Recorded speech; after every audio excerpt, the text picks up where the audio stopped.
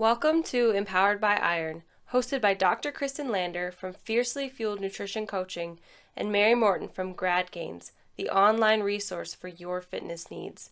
Together, we are empowered by iron.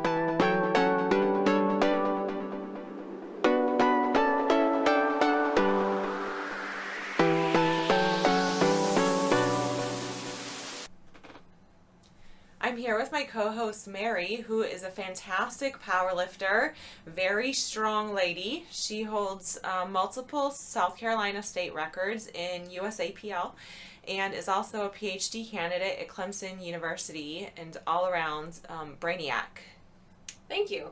And I'm here with Kristin, my co-host, who is a chiropractic physician. She is an international level master's weightlifter, and she holds the state record in South Carolina for the snatch, the clean and jerk, and the total in the 63 kilogram weight class. So she's kind of a badass. Thanks. So Mary and I train at the same gym, which is how we met. And even though we train separate disciplines, we just ran into each other and noticed, like, hey, you're a badass lady lifting some heavy weights, and that's how our friendship started. So I really want to hear the backstory with Mary on like her first memory of weightlifting or just being in the gym. Okay, so that's actually kind of funny. So my first memory of weightlifting actually has nothing to do with the fact that I was weightlifting. So my first college, I went to multiple colleges, but the first college I went to, I used to be the cardio bunny. Like, I would go up to the cardio machines, and the cardio machines actually overlooked the entire gym. So I'd go up and I'd run on the treadmill for like an hour, Gross. which was horrible. Yeah, it was horrible. But I always remember looking over the edge and seeing this one girl, and I never asked her name, and to this day I wish I did. I never asked her name, but I always saw her lifting. Like, she was squatting and she was doing bicep curls, like all these bro things, and I never understood it. So when I actually changed colleges and I went back to what was my home gym, I actually decided, based on her, just like, hey, she's doing it, I mean, what is it? I went up to the weight room in my gym and I just started lifting. I'd never deadlifted before, I never squatted before. How did you know what to do? I probably looked like a disaster. I found a lot of videos on YouTube. Mary is the YouTube queen. Queen! That's how I got through college. I'd always watch YouTube videos to get me through class. So I learned how to deadlift and squat from YouTube videos. I didn't get into benching until like a couple of years ago, but when I was about 19 is when I started really getting into weightlifting, and it was awesome. So, Kristin, now that you asked me, yeah, let me ask you, what is your first memory of weightlifting? So I was a gymnast in high school, a very terrible gymnast, and How tall are you? 5'7". Very tall gymnast.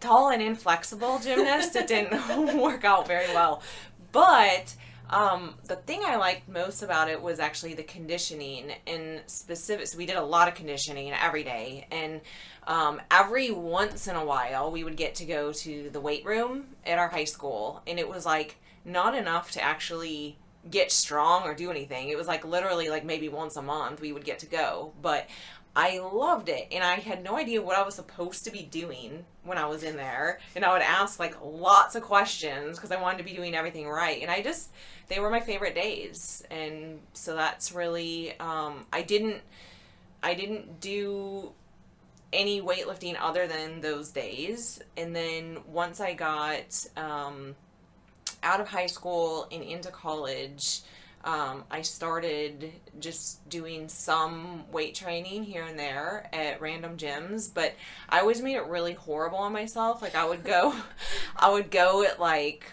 4 a.m. Oh my gosh. and try to do cardio and weightlifting. Like I didn't understand like it could be fun, and so that's kind of was my entry into any form of weight training. And it was really mostly like bodybuilding type stuff, like not at all what I do now. Well, to be fair, I mean, most of the time that's what girls are told to get into. It's like, well, do 3 sets of 12 of bicep curls and overhead press. And so at least we both kind of started the same. So when did you, just to continue, when did you actually pick up Olympic weightlifting? Not until really recently. So I had seen, when I was actually in high school, I saw they did a TV special on someone who lived in my state who did Olympic weightlifting, and I didn't know what it was, but I remember watching her do some jerks, and I thought that looked really cool, and I wanted to know more about it, but I literally had like no idea what it was called, where you would do something like that, or how to get involved.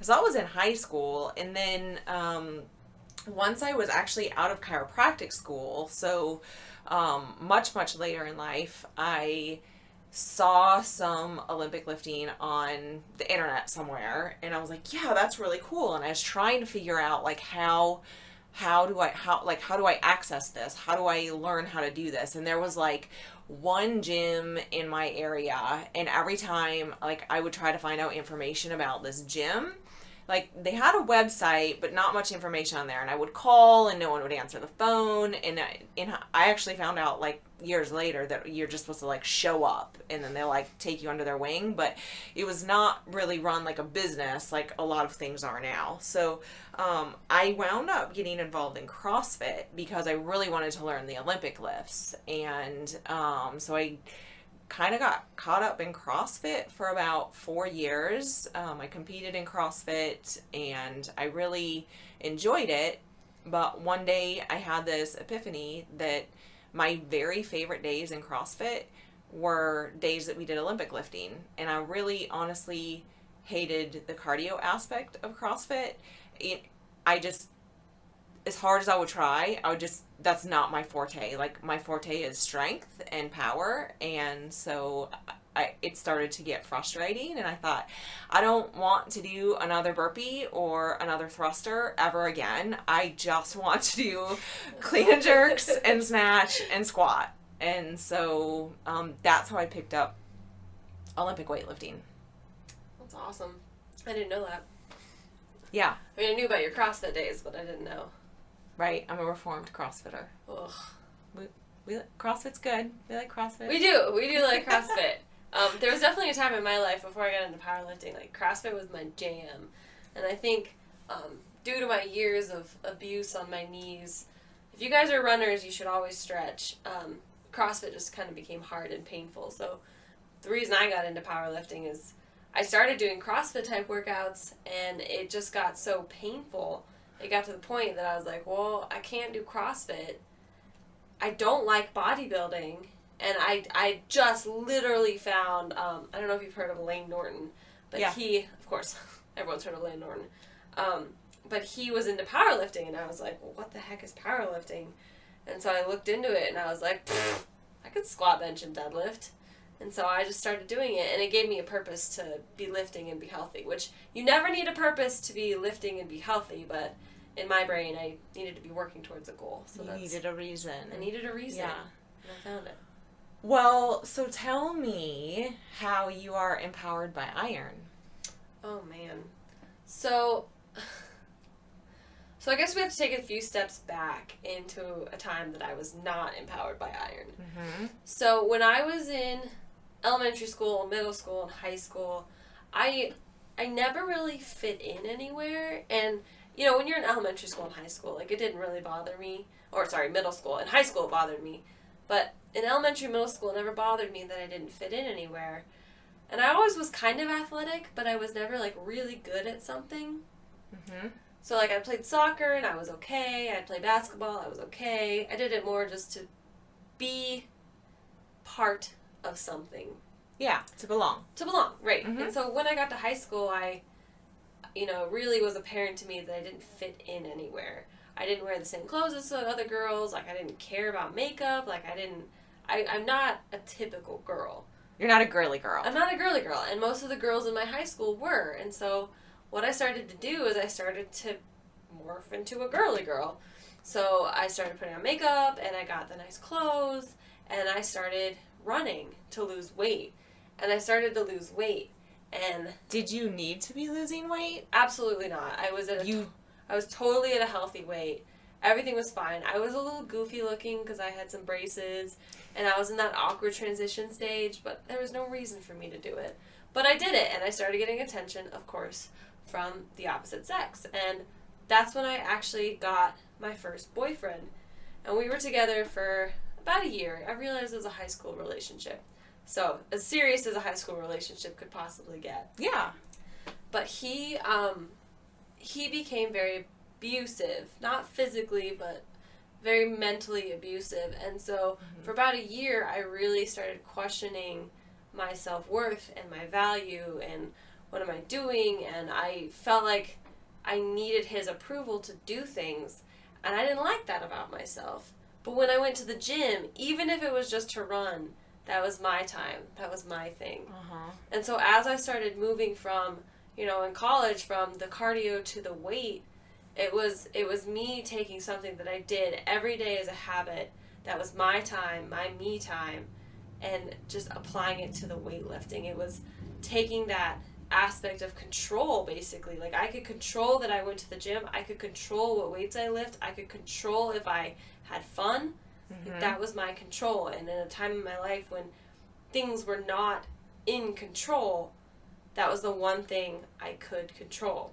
Yeah, like that was you taking back your life. That was me taking back my life. And, once I realized about, when I graduated college in 2014, it finally hit me. And it took me so long to realize this, but I was taking that control, that focus, that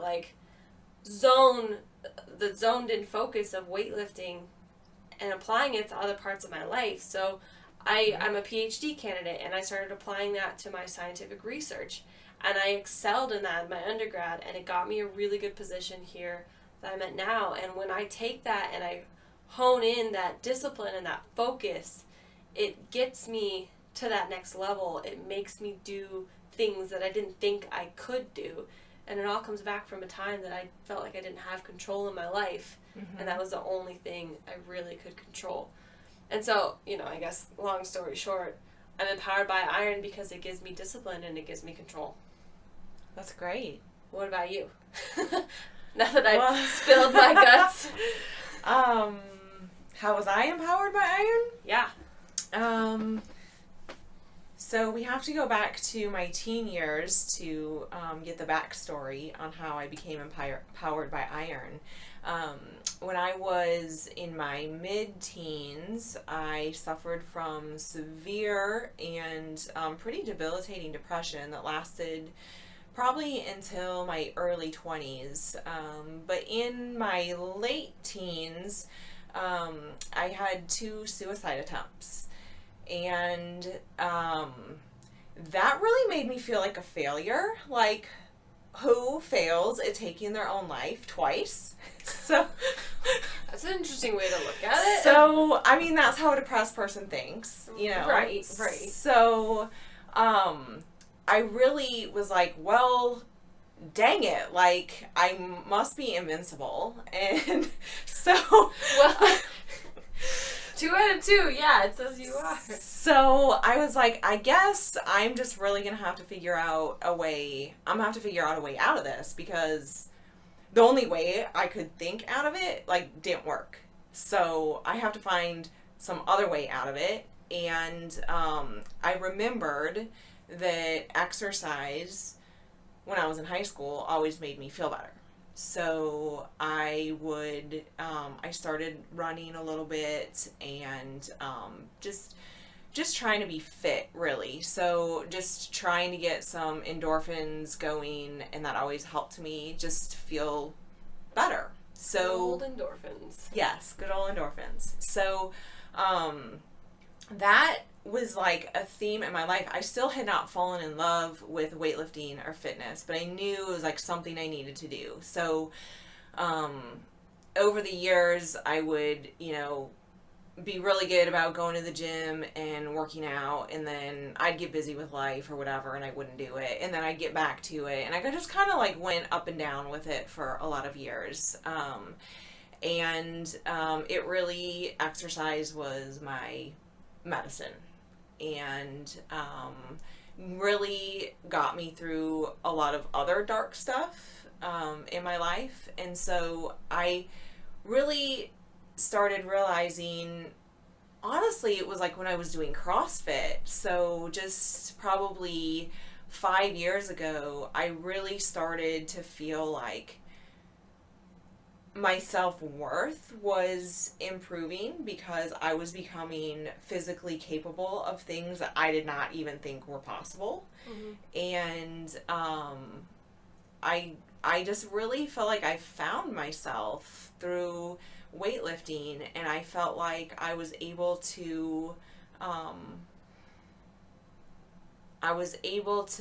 have a voice for myself that I didn't really have before. And then once I really started becoming serious about Olympic weightlifting, it kind of started a little bit when I was doing competitive CrossFit, just training, like a pretty strict training schedule, kind of got used to the grind, but I just didn't love it. When I started training specifically only Olympic weightlifting, it was like the grind of going in and doing things every single day, whether I wanted to or not. I was committed to doing it, and so I just wanted to give it my best, and whatever that meant. Some days my best was not as good as other days, but the grind of going in every day really taught me that I could grind through some hard stuff in life. And I think that was something that I always knew, but it became really, really apparent.